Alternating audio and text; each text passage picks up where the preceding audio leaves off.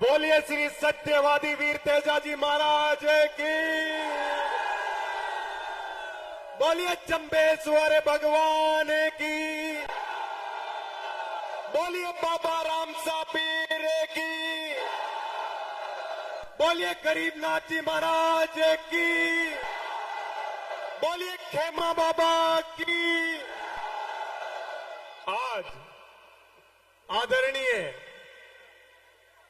बाड़मेर जैसलमेर लोकसभा के उम्मीदवार भाई उमेदराम जी के इस नामांकन सभा में पधारे मोजीज मेहमान, मंच पर आसीन अपने मायतों के तुल्य आदरणीय श्री हेमाराम जी,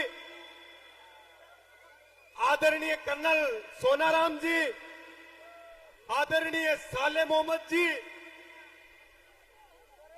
आदरणीय हरीश जी चौधरी, रूपाराम जी मेघवाल, मदन जी प्रजापत, पद्माराम जी मेघवाल, महेंद्र जी चौधरी, फतेह मोहम्मद जी, सुनील जी परियार, गफूर अहमद जी, गोपाल जी और मेरे सामने विराजमान बड़े बुजुर्गगण और मेरे युवा साथियों,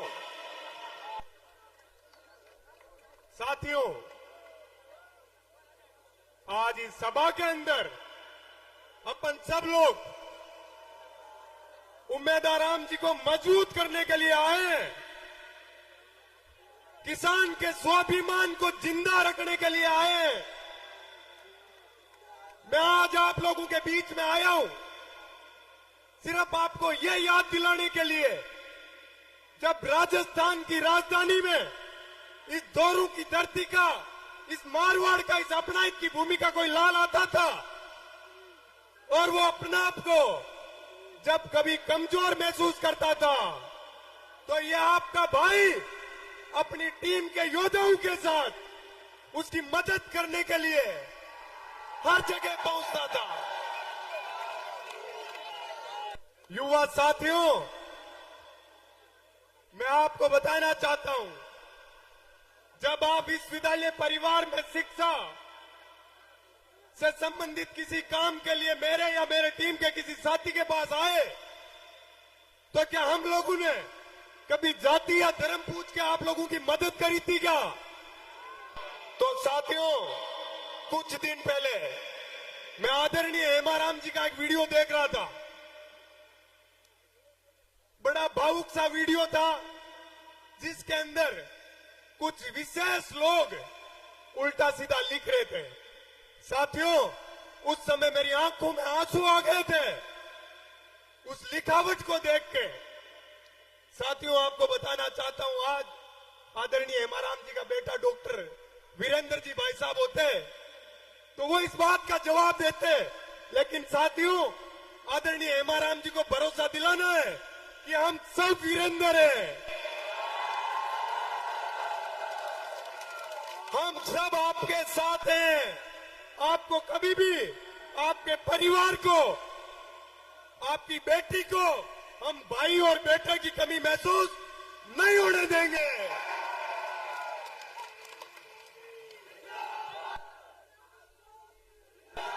मेरे भाइयों, हेमाराम जी वो व्यक्ति है, जब मैं छात्र नेता था, संघर्ष कर रहा था, आदरणीय साहब मंत्री बने थे, मेरे घर आके मुझे आशीर्वाद दिया था, मेरे माता पिता को आशीर्वाद दिया था, भरोसा दिलाया था कि आपके बेटे के साथ कभी अन्याय होगा तो मैं मदद करूंगा। साथियों, ये चुनाव उमेदराम जी के साथ साथ इस बुढ़ापे में, इस उम्र में आदरणीय हेमाराम जी भी लड़ रहे हैं। आप सब लोगों को बड़ी सजगता से, समझदारी से इस चुनाव को लड़ना है। लोग अपने को भटकाने के सैकड़ों प्रयास करेंगे। साथियों, मैं आपको बताना चाहता हूं देश की राजधानी के दुख और दर्द के बारे में। जब किसान, अन्नदाता देश की राजधानी में आंदोलन कर रहा था, किसके लिए? किसान की मजबूती के लिए, मजबूर की मजबूती के लिए, उस 36 कौम के युवा साथी के भविष्य के लिए सैकड़ों किसानों की सादत ले ली। आदरणीय प्रधानमंत्री जी ने अपनी हठधर्मिता और इस देश के ऊपर जो सामंतवादी राज, प्रधानमंत्री जी आप जो लाने का प्रयास कर रहे हो, आप हर जगह, मैं अभी आया था तो 4-5 किलोमीटर से जाम लगा हुआ था, तो पैदल दौड़ता हुआ आया था। मेरे साथ सैकड़ों जवान मजबूती से दौड़ भाग रहे थे। तो मेरे मन में एक सपना आया कि प्रधानमंत्री जी ने अग्निपथ योजना लाके इन युवा साथियों के सपनों की हत्या कर दी। साथियों, ये अपने सपनों के साथ, अपने साथ अत्याचार करेंगे, कब तक अपन सहन करेंगे?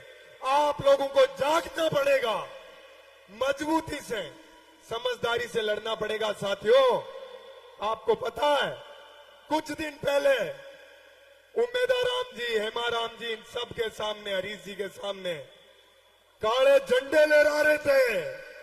उन झंडों का धुआं निकालने का टाइम आ गया है।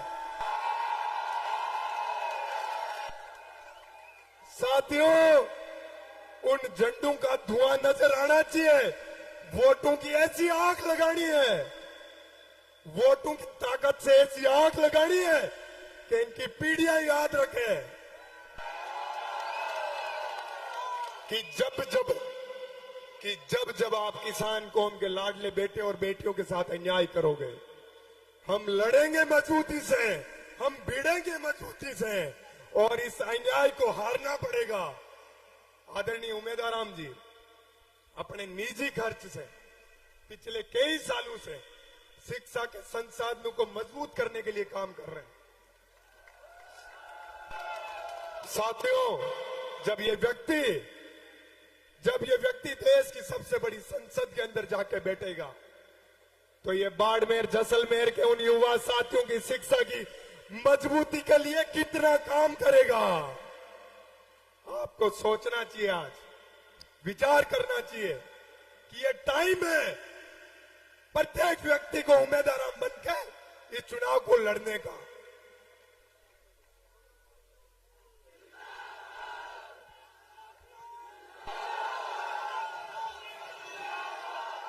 साथियों, आपको जीवन में, मेरी तो जीवन अभी शुरुआत हुई है। मैं जब राजस्थान विश्वविद्यालय का चुनाव लड़ रहा था, मेरे साथ भी जब अन्याय हुआ, बाड़मेर और जैसलमेर का मेरा मजबूत योद्धा युवा साथी हमेशा मेरे साथ रहा, इसीलिए मैं कभी हारा नहीं। इसलिए आज भी आप लोगों को ये ठानना